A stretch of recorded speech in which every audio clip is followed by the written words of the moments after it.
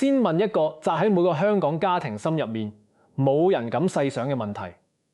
如果一個人一年大部分時間住喺廣東，日常起居、買餸使錢、睇小病，主要喺內地搞掂，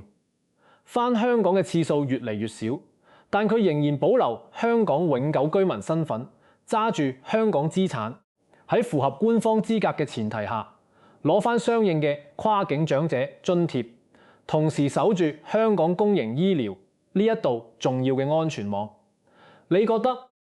呢套仲算唔算係單純按本地生活、本地受益嚟設計嘅香港福利制度？再講遠啲，當越嚟越多香港人變成呢種狀態，我哋到底應該點樣定義一個香港人？係睇佢住喺邊度，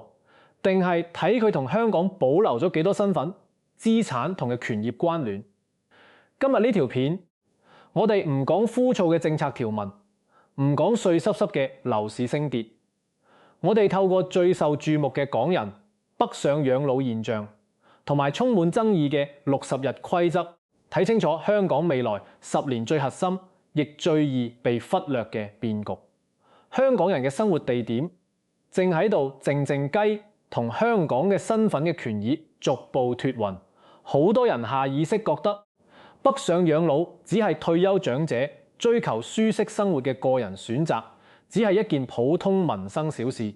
但事實比大家想象嘅深遠得多，值得深思得多。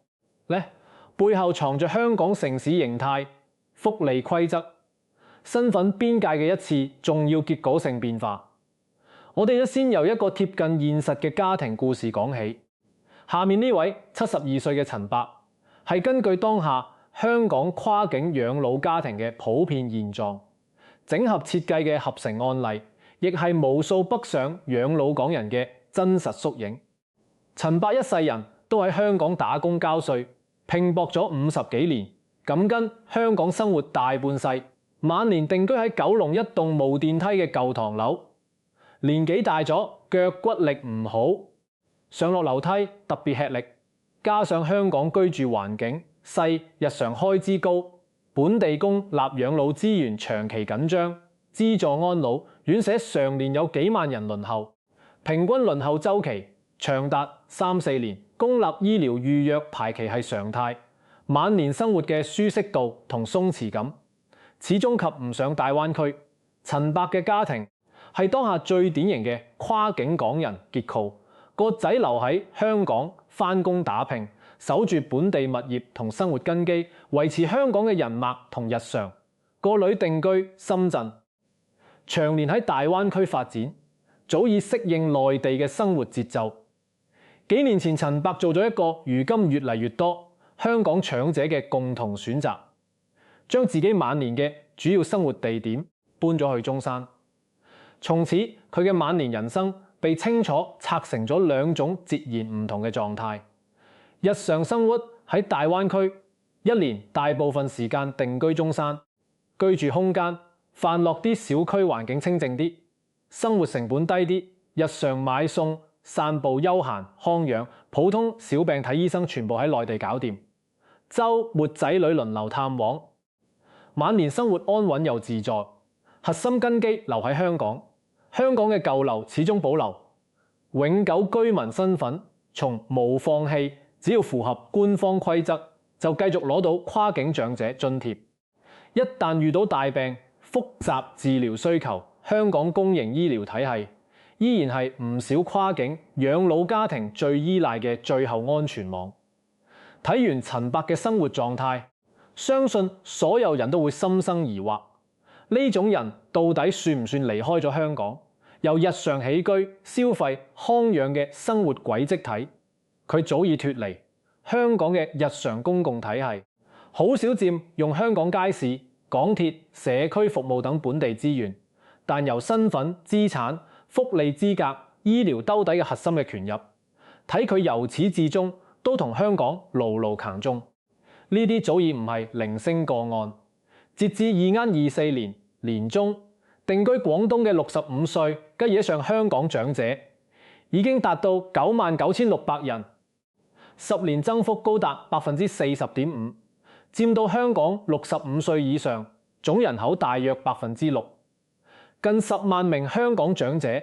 冇放棄香港身份同核心嘅權益，卻將大半日常生活搬咗去大灣區。呢個已經唔係少數人嘅養老選擇，而係一種持續擴大、值得成個香港社會正視嘅全新跨境生活模式。好多人對呢樣嘢冇乜感覺，淨係覺得呢啲係老人家嘅養老自由、個人選擇，同城市發展冇關。但真正值得警惕嘅，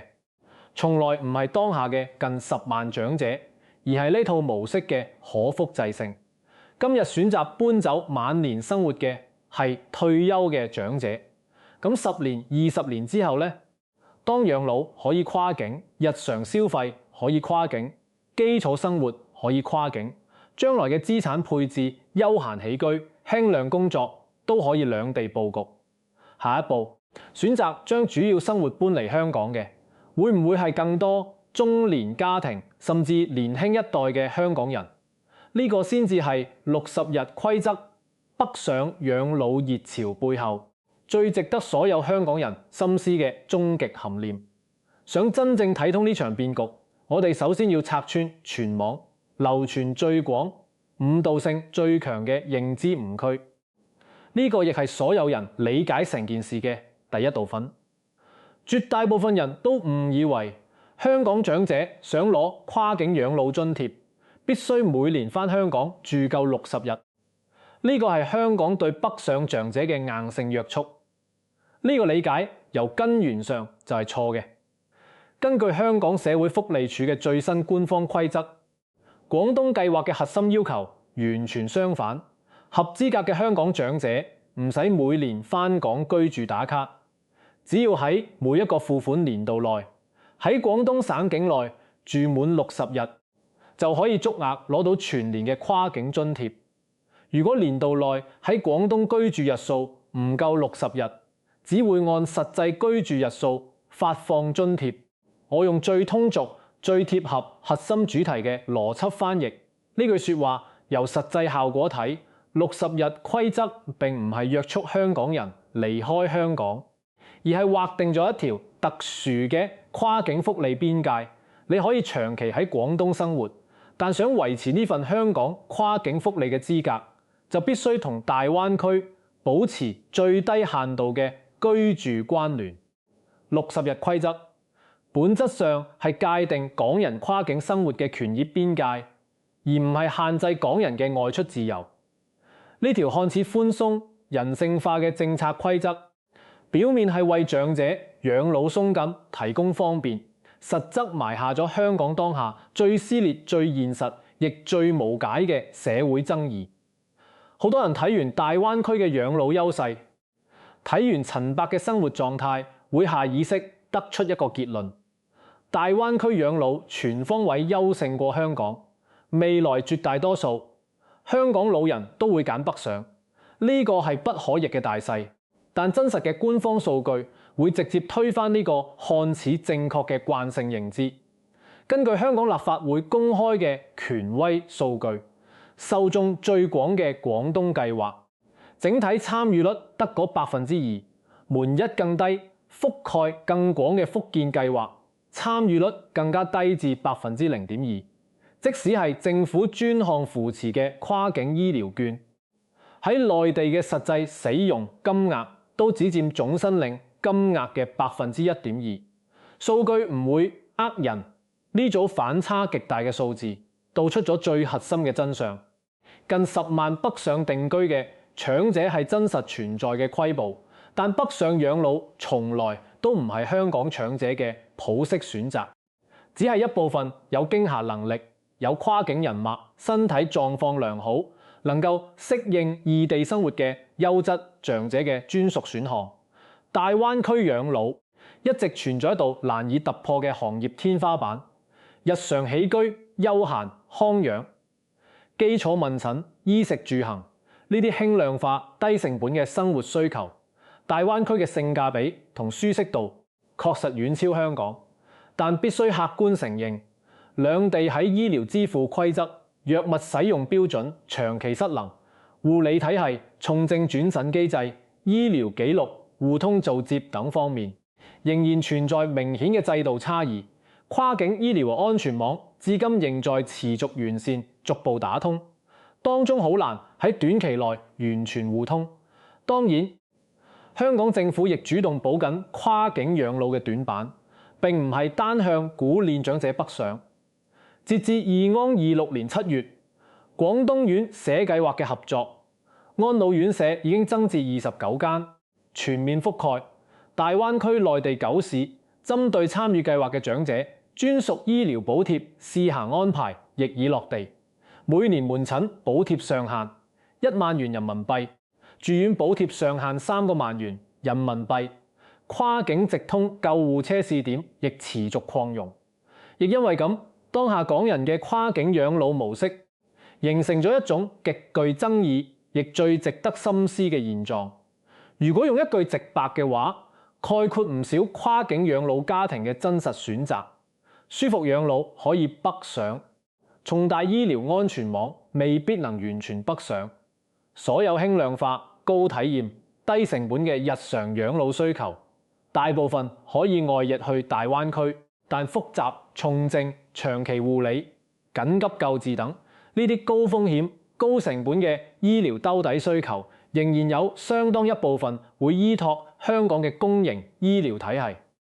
正正係呢種日常生活北上核心風險留港嘅失衡模式，令香港社會好容易衍生出3種截然唔同嘅立場，而貫穿整場爭議、牽動所有港區觀眾情緒嘅核心，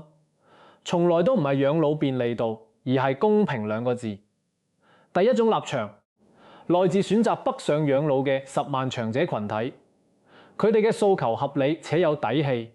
我哋一世काम根，香港辛勤勞動，依法納稅，為香港嘅經濟建設同社會發展奉獻咗半生。退休之後，淨係想換一個壓力細啲、環境好啲、成本低啲嘅地方安享晚年。呢個係普通人最基本嘅人生自由。我哋從冇放棄香港身份，亦一直遵守香港嘅政策規則，符合資格攞跨境津貼，理應享有呢份晚年保障，唔應該被老舊嘅居住觀念束實選擇。第二種立場來自堅守香港嘅普通納稅人。喺好多納稅人眼中，公共福利同本地稅收、本地生活之間存在住牢固嘅社會契約。香港嘅所有公共福利、醫療資源、養老補貼都由一代代本地納稅人支撐。如果一個人長年脫離香港本土生活，好少佔用本地公共資源，唔為本地社會創造價值，但仍然可以合規攞香港嘅公共福利，大眾心中嘅公平感自然會受到強烈衝擊。第三種立場，亦係最易被大眾忽略，卻最值得關注嘅群體，留守香港嘅弱勢長者。呢部分長者大多高齡失能、獨居無依、身患重病，冇跨境人脈，冇充足嘅經濟能力，完全去唔到大灣區養老。佢哋只能死守香港，日復一日苦苦輪候稀缺嘅院舍床位，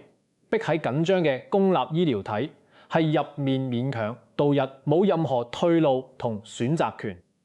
佢哋嘅焦慮同擔憂好現實。當大量有能力、有選擇權嘅長者紛紛北上養老，政策資源會唔會變相傾斜跨境養老賽道？本來就稀缺嘅本地養老醫療資源會唔會被進一步攤薄？政府會唔會因為表面嘅養老壓力粉緩，放慢本地養老改革嘅步伐，令呢群最無助、最冇選擇嘅留守長者處境更加艱難？呢個亦係整場爭議最殘酷嘅真相。有能力離開嘅人可以自由選擇生活，冇能力離開嘅人只能被動留守受壓。順住呢份爭議，全網所有人都有統一嘅固有認知：大量老人北上養老，脫離香港生活，一定會幫香港政府減輕負擔，慳到財政開支，減緩本地公共資源壓力。但事實真係咁簡單咩？真正嚴峻嘅問題，從來都唔係老人北上到底慳唔慳錢，而係香港減少嘅本地日常養老需求，能唔能夠完全抵消新增嘅跨境營運、醫療重接同風險管理成本？呢個問題目前冇絕對嘅標準答案，唔可以簡單用慳錢或者花錢嚟概括。由利好嘅角度睇，部分長者長年喺廣東生活，確實會減少香港本地社區養老、日常照料、基礎公共服務嘅需求，喺一定程度上降低咗輕度養老資源嘅消耗。但由隱性成本睇，為咗適應跨境養老政策，政府需要持續投入人力、物力、財力，去搭建跨境福利核驗體系，動態監管個案，接兩地政策規則，完善跨境轉診通道，認證異地養老資質，兜底跨境醫療風險。呢啲長期持續隱性嘅行政成本同營運開支，往往比大眾忽略。更值得警惕嘅係結構性差異。有能力北上養老嘅長者，大多身體健康、生活自理、有積蓄，冇重大長期病，對香港重症醫療長期院舍資源嘅依賴度本身就好低。而真正重度消耗香港公共財政、佔用稀缺核心資源嘅，係嗰啲高齡、失能、重病、獨居、毫無跨境選擇嘅留守長者。換句話講，有選擇低消耗嘅長者可以離開，冇選擇高消耗嘅長者只能留低呢度，就形成咗一種低需求外移、高需求留存嘅資源重構體系。未必係簡單嘅財政減負，更多係養老成本同風險嘅嗰結構性重新分配。除此之外，比財政成本更值得警惕嘅係本地養老改革嘅惰性風險。部分健康長者北上，令本地養老輪候數據看似下降，整體壓力看似放緩，好容易俾外界製造虛假嘅樂觀預期。大眾可能會誤以為香港養老資源充足，壓力就咁，因而忽略高齡、失能、人口持續增值嘅長期剛需，放慢院舍擴容、護理人手、培育社區養老升級、公立醫療體質增效嘅改革節奏。但本質上，香港高齡失能長者嘅養老剛需、公共資源緊缺嘅核心矛盾，重症醫療兜底壓力，由頭到尾都冇得到徹底解決，只係被暫時掩蓋。所以我哋可以得出一個客觀判斷：如果北上養老嘅提勢能令香港將有限嘅公共資源精準傾斜，俾留守嘅弱勢長者，就係良性嘅社會優化。但如果呢份導勢令香港逃避咗本應推進嘅本地養老改革，透支城市長期承載力，代價最終會由成個城市承擔。傾完民生公平、財政爭議、養老困局，我哋返到每一個香港家庭最切身、最落地嘅問題——樓市。我哋依然用72歲嘅陳伯做例子，就睇得明當下樓市正在發生嘅底層變局。長年定居中山養老嘅佢，始終冇賣掉九龍嗰棟舊唐樓，而無數同陳伯一樣嘅跨境家庭，亦正喺度重新定義香港物業嘅價值。過去幾十年，香港住宅嘅核心價值係終身居所。老一輩港人嘅人生閉環，全部喺香港完成。出世、讀書、做嘢、置業、養老、終老，間屋係一世嘅家，係晚年安居嘅唯一歸宿。極強嘅自住養老屬性，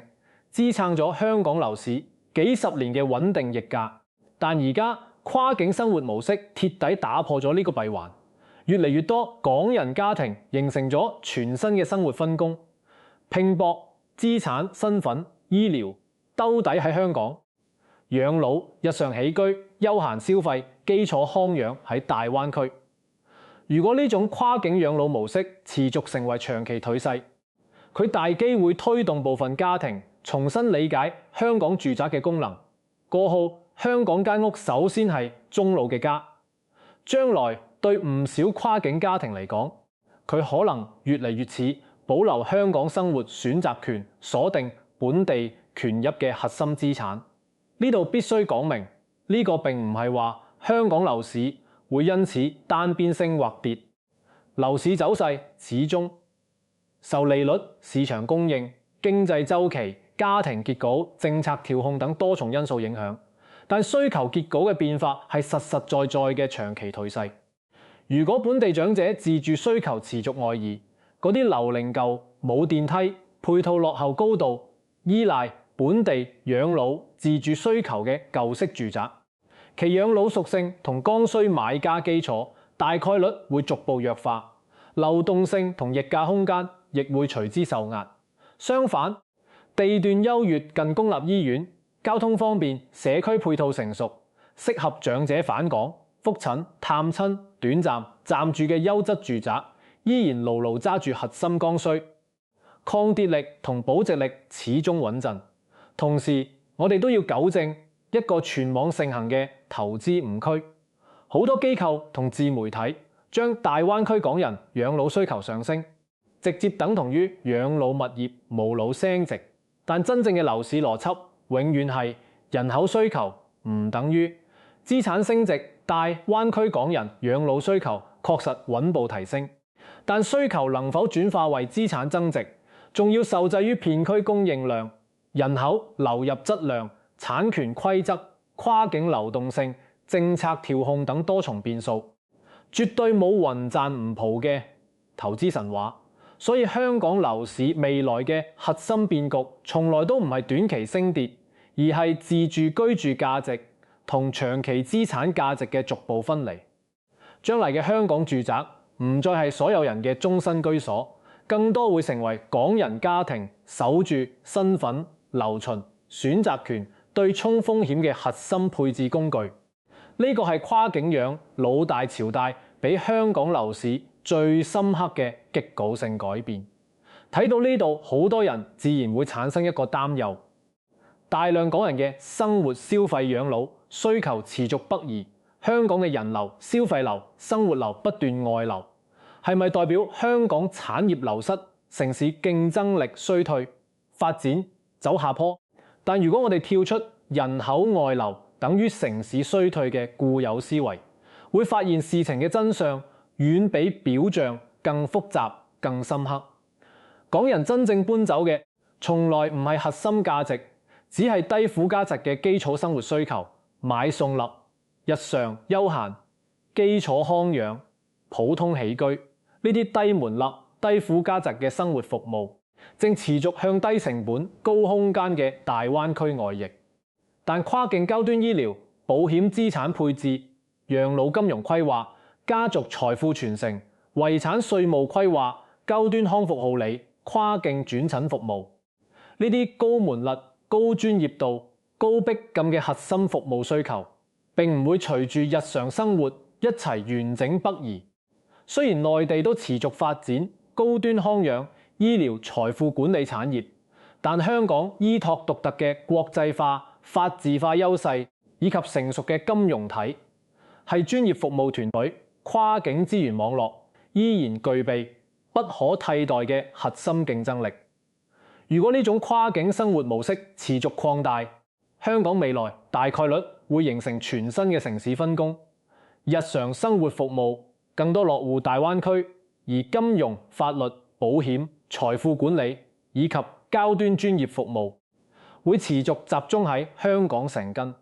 換句話講，香港可能越嚟越似一個核心嘅權入與專業服務航樓，唔再係一座將所有人所有生活需求都鎖喺本地嘅純生活型城市。呢個未必係香港嘅全面升級，亦絕非徹底衰退，本質係一場配合大灣區融合趨勢嘅產業重新分工。而香港未來嘅核心競爭力，從來都唔在於留唔留住所有人嘅日常起居，而在於守唔守得住、做唔做得大、做唔做得強呢啲不可替代嘅高端核心價值。講到呢度，我再補充一個好多人忽略嘅最新政策細節，都可以印證香港正主動配合跨境生活嘅大提勢。2026年7月6日，香港社署正式落實全新政策，廣東、福建兩地養老嘅可留現金援助，包括廣東計劃、福建計劃嘅高齡津貼、長者生活津貼等，可由社署直接存入長者喺內地指定銀行嘅港幣戶口，而且全程服務費用全免。要講明呢個並唔係福利資格嘅全面放寬，目前只支援廣東、福建兩地嘅指定銀行港幣戶口，規則依然嚴禁規範。但呢個調整足以說明一件事：香港嘅社會保障體系正主動配合港人跨境生活嘅新常態，兩地嘅民生銜接正一步步打通細化。當我哋將所有現象、爭議、政策影響全部梳理完，終於可以返到成條片最頂層、最核心、最關乎每一個香港家庭將嚟嘅終極問題。我哋重新復盤呢場正在發生嘅無聲變革。近10萬香港長者將大半晚年生活搬咗去廣東，日常起居、基礎消費、普通康養逐步脫離香港本土，但身份、資產、合規、福利資格、核心醫療兜底嘅權益，始終牢牢趕住香港。擺喺10年前，呢種模式幾乎冇可能想像。以前嘅香港係一座高度封閉嘅城市，一個人嘅出世、成長、工作、置業、養老、福利、資產，幾乎全部同香港土地深度咁定，不可分割。而家香港人嘅生活地點同身份嘅權益，正出現越嚟越明顯嘅脫壞跡象。